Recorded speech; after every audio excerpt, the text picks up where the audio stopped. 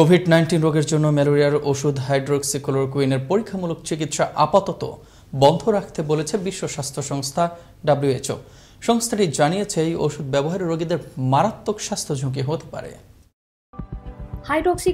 Hydroxychloroquine মূলত malaria ও autoimmune রোগের চিকিৎসার জন্য ব্যাপক পরিচিতি একটি ঔষধের নাম। করোনা প্রতিরোধে এই ঔষধ নিয়ে চাঞ্চল্য সৃষ্টি করেছেন মার্কিন প্রেসিডেন্ট ডোনাল্ড ট্রাম্প। করোনা ঠেকাতে নিয়মিত হাইড্রোক্সিক্লোরোকুইন ওষুধ খাচ্ছেন বলে জানিয়েছেন। এর পরপরই বিশ্ব স্বাস্থ্য সংস্থা হাইড্রোক্সিক্লোরোকুইনের উপর নিষেধাজ্ঞা জারি করল।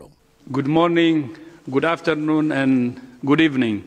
বিশ্ব স্বাস্থ্য সংস্থার মহাপরিচালক এক বিবৃতিতে বলেন, হার্টের সমস্যা সহ হাইড্রোক্সিক্লোরোকুইনের একাধিক ক্ষতিকর পার্শ্ব প্রতিক্রিয়ার প্রমাণ পাওয়া গেছে। ওষুধটি পর্যালোচনা করছে সংস্থাটির ডেটা সেফটি মনিটরিং বোর্ডও। Hydroxychloroquine arm within the Solidarity trial, while the safety data is reviewed by the data safety monitoring board.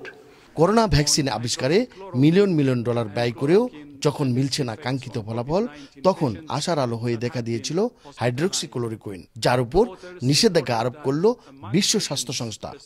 তাহলে করোনা থেকে মুক্তির পথ কি আরো কিছুটা দীর্ঘ হতে চলল? এনামুল হক, আনন্দ টিভি, ন্যাশনাল ডেস্ক।